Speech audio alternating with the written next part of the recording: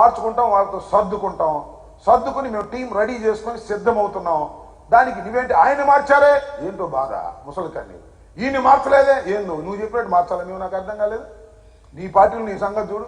చాలా చిత్రం ఏంటంటే మీ అందరికీ మనవి చేస్తా, ఈనాడు ఎంత దౌర్భాగ్యంగా ఉంది అంటే, అంబటి రాయుడు క్రికెట్ ప్లేయర్ వైఎస్ఆర్సీపీలో చేరాడు. T20కి దుబాయ్లో ఆడటానికి వెళ్ళబోతున్నాడు.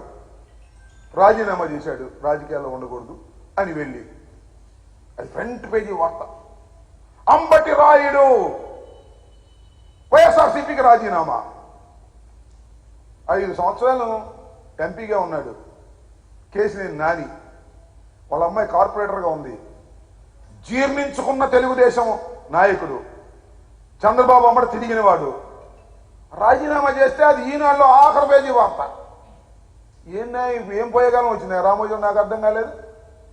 ఇలా ఏదో ఒక విధంగా మ్యానిపులేట్ చేసి ఆంధ్రజ్యోతి, ఈనాడు చంద్రబాబు నాయుడు ఏదో గొప్పగా చూపించాలని, జగన్మోహన్ రెడ్డి గారిని చిన్నగా చేయాలని, దుర్మార్గుడిగా చేయాలని మీరు చేసే ప్రయత్నాలు ప్రజలకు అర్థమయ్యాయి.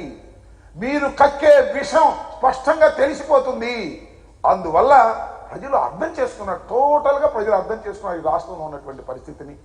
ఈనాడు, ఆంధ్రజ్యోతి, TV5, ఈటీవీ ఇలాంటి పత్రికలు, ABN వాళ్ళు చూపించేటటువంటి విషయాలన్నీ కూడా విషం కక్కే విషయాలు తప్ప వాస్తవాలు కావనే విషయాన్ని తెలుసుకున్న తర్వాత కూడా మీరు ఏదో ఎగబడుతున్నారు, ఏదో రాస్తున్నారు, రాసుకోండి, మాకేం అభ్యంతరం. మీ పత్రిక మీరు రాసుకోండి. అదేదో స్వామి చెప్పినట్టు మీ జాంకాయ మీరు తినండి, ఎక్కడ ముంచుకు తింటారో ఎక్కడ తింటారో మీరు తినండి. మీ పత్రికల్లో మీరు రాసుకోండి. మీరు రాసుకున్నా ఏ విధమైనటువంటి ఇబ్బంది మాకు లేదు. జగన్మోహన్ రెడ్డి గారు ఒక స్పష్టమైన స్వచ్ఛమైన పరిపాలన చేసి రెండవసారి ఎన్నికలకు సిద్ధమవుతున్నారు. టీం సిద్ధమవుతుంది. ఎన్నికలకు వెళ్ళబోతున్నాం. అత్యంత ఆత్మవిశ్వాసంతో ఎన్నికలకు వెళ్ళబోతున్నాం. ఎవరిని కలుపుకోము, సింగిల్గానే వెళ్తాము. 175+25 వెళ్ళి మొత్తం కొట్టుకొని తిరిగి వస్తాం. గుర్తుపెట్టుకోండి, మిమ్మల్ని చిత్తుగా ఓడిస్తాము. చంద్రబాబు, పవన్ కళ్యాణ్ కలిసిన సీట్లు సర్దుకున్నా ఏమైనా గెలుపు మాత్రం వైఎస్ఆర్సీపీదే.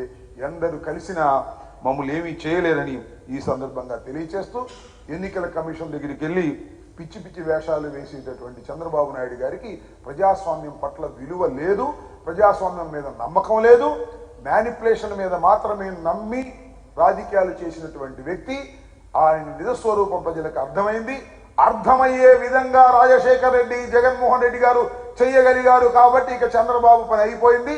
సాపా సంకా సర్దుకొని హైదరాబాద్ స్వగృహానికి వెళ్ళవలసినటువంటి పరిస్థితి ఏర్పడుతుంది ఆఫ్టర్ దిస్ ఎలక్షన్.